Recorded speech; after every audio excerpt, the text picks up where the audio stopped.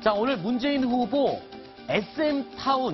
SM타운을 방문했습니다. 한류를 이끌어가고 있는 스타들을 한꺼번에 만났다고 하는데요. 영상으로 준비했습니다. 보시죠. 이라는 전체 가수가 나오는 일본 공연이 7월 27, 20. 예, 이 부분은 제가 정말 약속을 한번 드리겠습니다. 엑소 공연을 제가 약속할 수는 없지만, 그러나 이제는 대통령이 그런 대중연예 공연도 보러 가는 대통령 꼭 되겠습니다. 김용 씨나 우리 이특 씨 보면 좀 세상이 억울한 것 같아요. 좀 잘생기기만 하든지, 뭐 노래만 잘 부르기만 하든지, 잘생기기도 하고 노래도 잘 부르기도 하고 MC도 잘하고 그러면 뭐 어떻게 합니까? 자, 과거에 DJ 노무현 정부 때 이 대중문화가 굉장히 많이 융성했지 않습니까? 그래서 아마 그 분위기를 이어받아서일까요? 문재인 후보도 약간 의식을 하는 것 같아요. 그렇습니다. DJ 정부부터 노무현 정부까지 97년부터 2007년까지는 사실상 우리나라의 대중문화가, 진정한 대중문화가 아주 꼽혔던 시절입니다.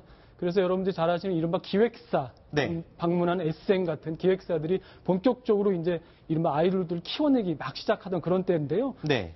특히 이제 DJ 정부 같은 경우에는 김대중 대통령은 집권 시절에 그때 아주 문제가 많았던 일본 대중문화를 개방하겠다. 일본 네. 노래와 일본 영화를 개방하겠다고 해서 상당히 논란이 있었습니다만 김대중 전 대통령이 당시에 밀어붙여서 결국은 문화가 개방이 됐습니다만 큰 영향을 미치지는 않았고요. 특히나 근데 문재인 후보 같은 경우는 사실 지난 2012년 대선에도 그랬고 사실 2002년도에 노무현 대통령을 도와서 대통령을 만들 때도 그때도 이제 뭐 문성근 영화배우 문성근 씨나 또는 영화 제작자인 차승재 씨나 또는 명계남 씨나 이런 문화인, 특히 이제 영화인을 중심으로 한 문화인들이 주변에 많이 포진을 해 있었고요. 네. 지금도 마찬가지로 뒤에서 열심히 돕고 있습니다. 네. 그러나 이제 우리나라 같은 경우나 또는 미국의 헐리우드나 사실 이런 영화인들이 진보 내지는 좌파적인 성향을 띠는 경우가 많습니다. 대단히 자유롭고 변화에 대해서 상당히 적응이 빠르고 이런 분들이기 때문에 역시 이 진보의 어떤 그런 성향을 가진 문재인 후보와 좀 궁합이 맞는다 이렇게 볼 수도 있을 것 같습니다. 네. 특히 이번에 그런 트렌드가 있는 게 아무래도 이 박근혜 정권에서 블랙리스트 여파가 컸지 않았나 그렇죠. 이런 문화인들의 생각이, 피해가 있었죠. 네, 그때 문화인들이 너무 그러니까 블랙리스트로 인해서 피해를 봤다는 생각 때문에 그 반감 때문에 아마 이번에 더 문화인들의 이런 지지가 이어지지 않나 싶은 생각이 듭니다. 네. 자, 문재인 후보 오늘 저희 채널 A와 인터뷰를 했습니다. 대통령 후보로서 향후 대통령이 당선된다면 어떤 준비를 어떻게 하고 있는지 하나하나 솔직하게 이야기를 풀어갔습니다. 함께 들어보시죠. 힘좀 한번 보여주세요. 오늘 일간을 가장 달궜던 손이신 것 같은데. 아니요, 이런 데 남아 있죠. 뭐 괜찮습니다. 많이 남아 계세요. 예. 예, 뭐 할 수 없죠. 뭐. 제가 간단하게 선물을 준비했습니다. 이게 멍 잘 빠지는 약이라는데요. 오. 야. 이거 빨리 나으셔가지고 더 많은 국민 손 잡아주십사. 예. 바람으로. 준비가 가장 잘 되었다. 청와대 민정수석, 시민사회 수석 하면서 대한민국의 안보도 다뤄보고 또 북한하고 직접 또 북한을 다뤄보기도 하고 뭐 경제 문제, 사회 갈등, 또 국가 균형 발전 이런 거 다 다뤄봤죠. 사건으로 보더라도 이라크 파병도 다뤄보고 또 한미의 북대 협상도 다뤄보고 세물교회 교인들 탈레반에 납치됐을 때 그 테러에 맞서서 인지를 구출해내는 그것도 다루고 그래서 인수위 없는 이번 대선에서 당선되자마자 곧바로 대통령 직무를 할 수 있는 후보 저는 저 문재인이 유일하다 그렇게 자부하고 있습니다. 자, 그리고 여러 가지 이야기를 나눠봤는데요. 문재인 후보가 꾸는 대통령의 모습은 어떤 모습일지 이 부분도 이야기를 남겼습니다. 들어보시죠.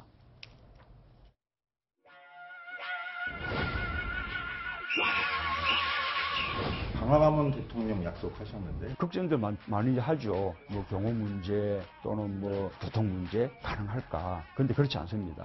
독일의 메르켈 총리가 퇴근하고 저녁거리 위해서 마트에서 장 보고 직접 줄 서서 기다리고 자기 돈으로 직접 결제하고 이런 거 보시지 않았습니까? 그렇게 외국의 총리들 전부 집무실도 그렇고 관리도 그렇고 실내 항복판이 있거든요. 미국 오바마 대통령도 일반 시민들이 집무실까지도 들어갈 수 있는 개방된 있지 않습니까? 우리도 그렇게 국민 속에서 국민과 함께 할 수 있는 대통령 시대를 열어야 되고 경호도 너무 지나쳐 경직통도 신호만 제대로 조정하면 교통 흐름 전혀 차단하지 않고 안전하게 이동할 수 있습니다.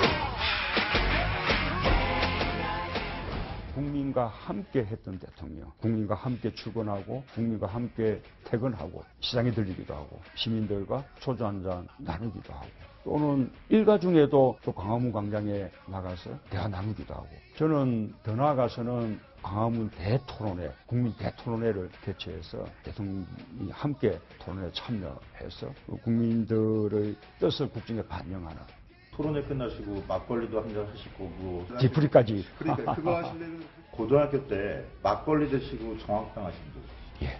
언제 하셨습니까? 일종의 젊은 시절의 방황 같은 거 아닌가 싶습니다. 젊음을 그런 방법으로 알았던 거죠. 저는 그 시간이 그렇게 낭비된 시간이라고 생각하지 않습니다. 더 공부 잘하는 학생이 될 수도 있었겠지만 그 대신에 어떤 사고 인원가 훨씬 더 깊어지고 넓어졌다고 생각합니다.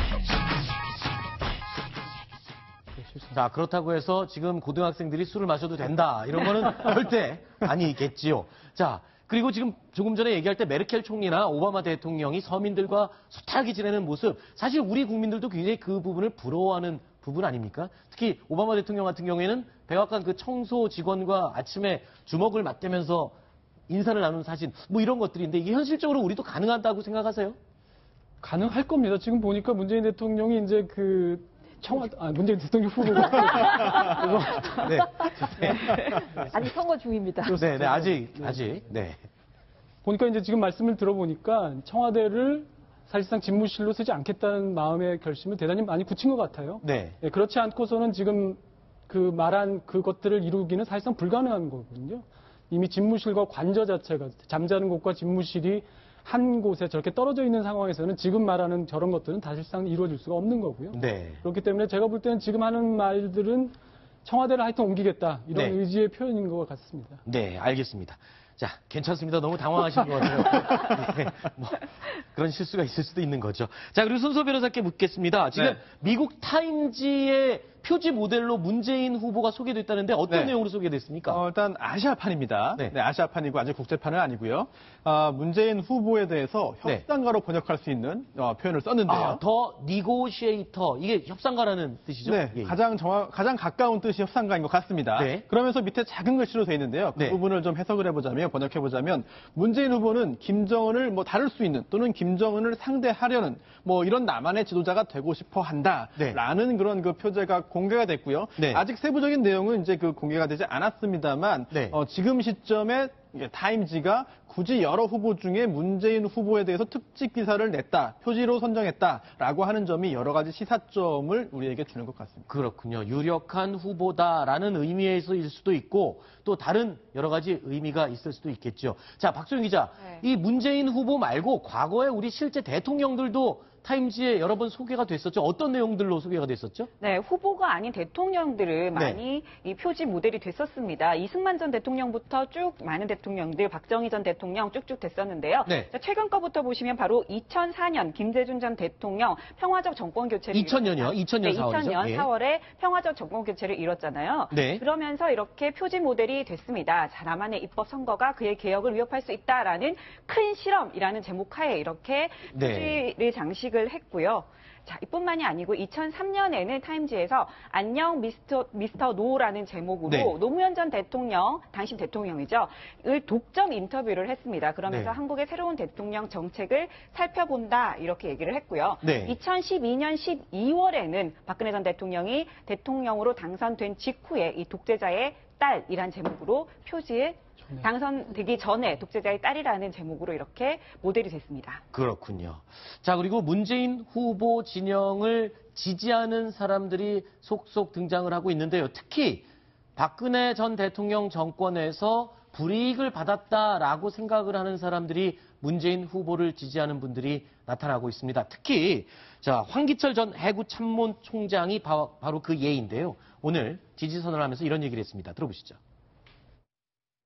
저는 오늘 문재인 후보를 지지하기 위해 더불어민주당호에 승선합니다. 아덴만 여명작전에서도 세월호 구조 현장에서도 그리고 NLL에서도 국가와 국민을 지키기 위해 최선을 다했습니다. 군인의 숭고한 임무가 국민에게 무능하고 부패의 집단으로 매도되는 것이 너무나 안타깝고 가슴 아프였습니다. 정의로운 새로운 대한민국을 만들기 위해 더불어민주당 문재인 후보와 함께 하겠습니다.